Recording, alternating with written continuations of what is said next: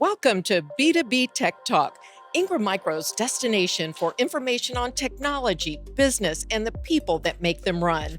This episode is sponsored by Xvantage, Ingram Micro's game changing platform designed to help your business run better and grow faster. On today's episode of B2B Tech Talk, we're joined by three marketing and creative powerhouses: David DeCamilla, Senior Vice President of Sales and Marketing of Applied Tech and Ingram Micro TrustX Alliance member; Dennis Krupe, Ingram Micro VP of Marketing; and Ewan Pigeon, Senior Creative Director at Ingram Micro. We'll be discussing Applied Tech's Rebrand initiative and how Ingram Micro was engaged to help support the effort. Gentlemen, welcome to B2B Tech Talk. Hello. All right, thanks for having us. It's, Good to be here. So good to see you.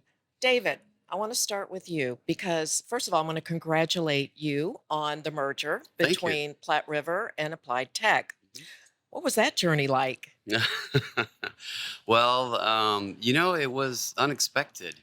As a company, we were growing organically, and we were experiencing some pretty, double-digit growth year over year. And when we were approached by Rob Burkholder, who was the founder of Nexus Tech, and Don Mhm. Epstein, they had branched out away from Nexus Tech after their non-compete and acquired Applied Tech in Madison, Wisconsin.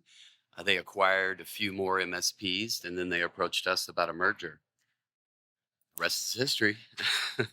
And everyone was excited about it. And No, I yeah, wouldn't say everyone's yeah. excited because we had never done a merger before, Mhm. so it was uncharted waters, and they had not done a merger or acquisition of our size. So I think both sides were, little fearful at first. It was definitely a challenge. I think more unexpected than Yeah, what you would think. yeah. Um, where did TrustX come into play? Oh, in many ways. I mean, where can we start? First off, once we were aware of the merger and I could actually speak to it Yeah. publicly, I spoke to my peers, not only TrustX, the community, but also Ingram Micro, because many of the companies and partners have been through mergers, they've been through acquisitions, they've been through what we were going through. So to reach out to that trust and that level of expertise was key. That's fantastic. So, when, how did you find out? Because knowing that you were going to merge, you had a lot to think about. Whose name are we going to take? Yeah. What is our logo going to look like? Yeah.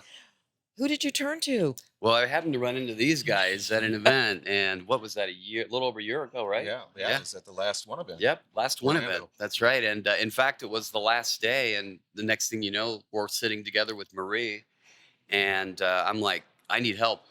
I this is something I've never done, and it's going to be a big challenge, and turn to the experts. I can't imagine two better people to run Yeah. into than these guys here. Dennis, I want to turn to you now.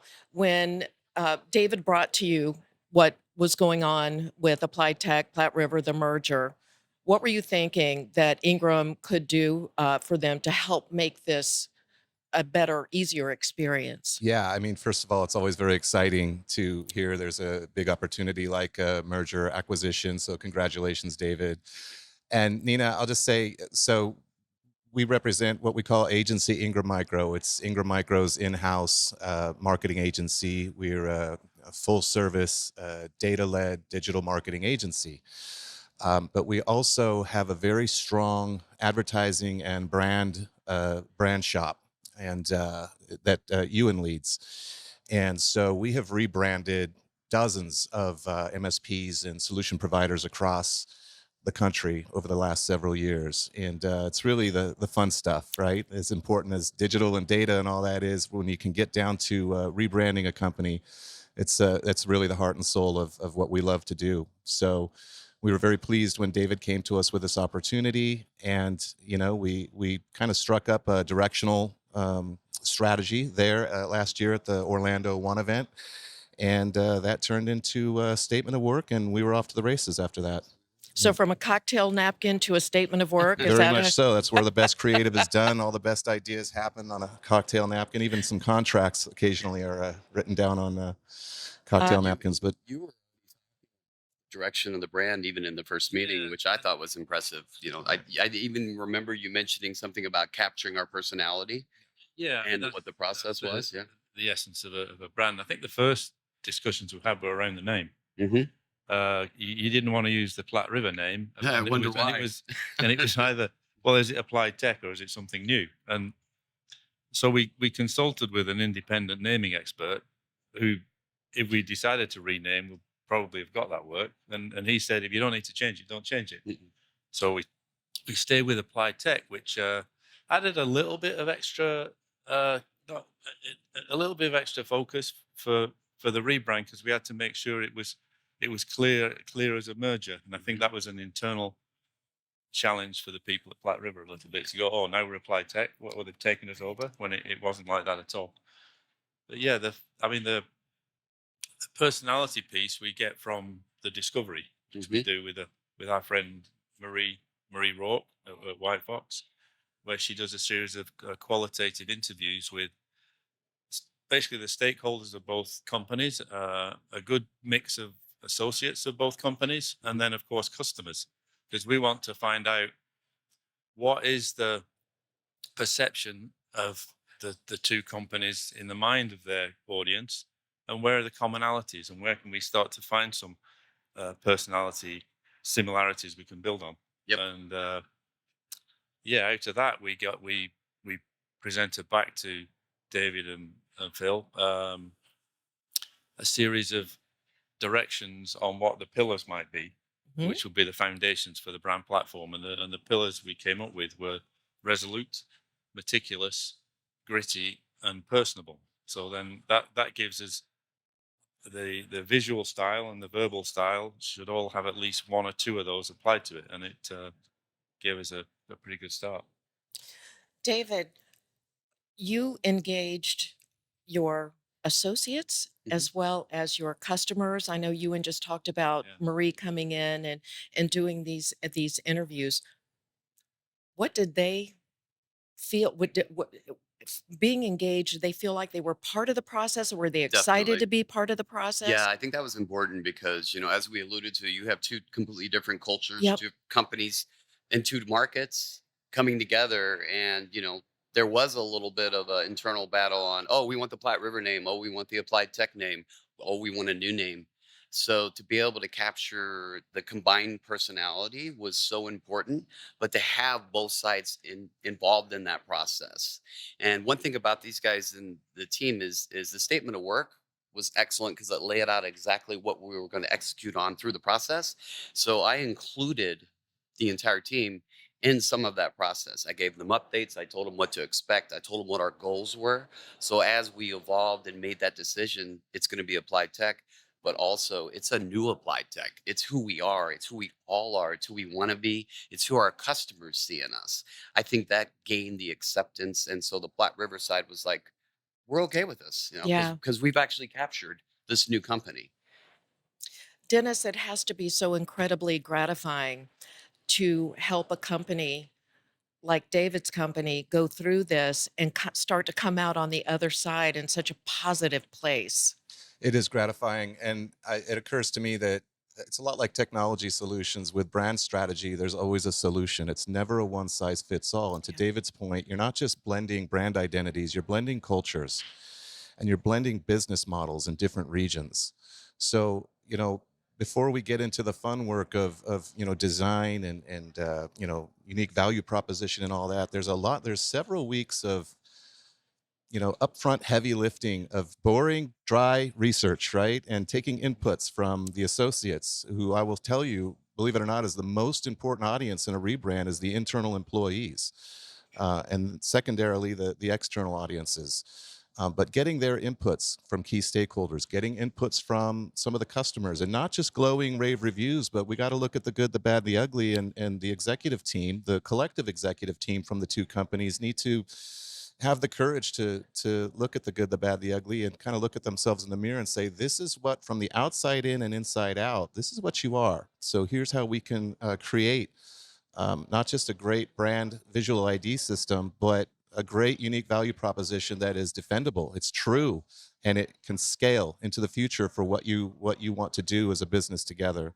So it is very gratifying. And then, of course, comes the fun part of the new design and showing new logos and new value propositions. And to me, the best part is the feedback we get from the associates themselves when they've got um, a new brand identity system that they can all get behind and be proud of as one company going forward from that point on. So So well said. So, David, where are we now in the Well, we process? haven't even mentioned the tagline that they came up Oh, with. I mean, it's remarkable, what is it? remarkably human.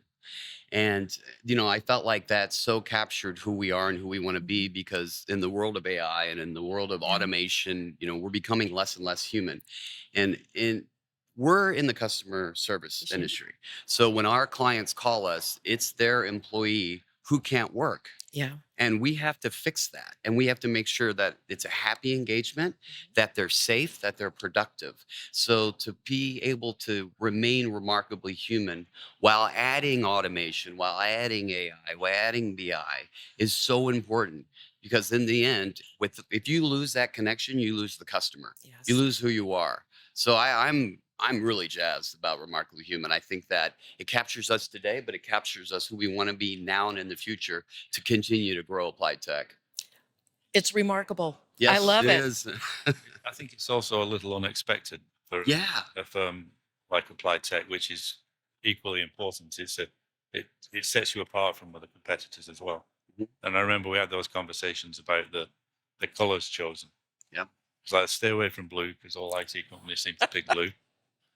Yeah. Both of our old logos were blue, so I Yeah, was okay with that. yeah, and it is important so you'll stand out in that way as well. Yeah, Yeah, I wish we could show the logo too, not to your creative team, because it also was, I felt, I don't know if it was intentional, but a tribute to Platte River. Yeah, So the Platte River logo did have a river flowing through the sure. P, and there is almost a flowing river through the new logo that yeah, actually I think was, another way of the Platte River team liking and accepting the new logo.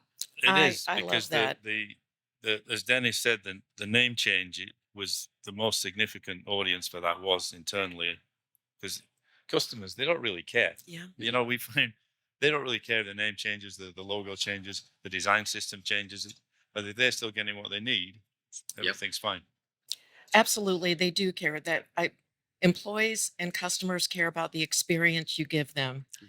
And when you give them that remarkably human experience, it could be couched in all kinds of technology, but they still want that human They do. experience. So I love what you guys are doing. I have a quick question for you, Ewan. Mhm. Who all from Ingram Micro's team was engaged in that? We talked about Marie being involved. Who else was involved? Do we have writers? Do we have who else? Yeah, we had Elaine Feliciano, the associate creative Yep. director, leading the designers, and Nick Tiso and Jason Williams were primarily the writers. And yeah, they work in tandem with the visual brand and the verbal brand, and it goes beyond that, the initial logo ideas, into a design system that can extend into all the visual materials.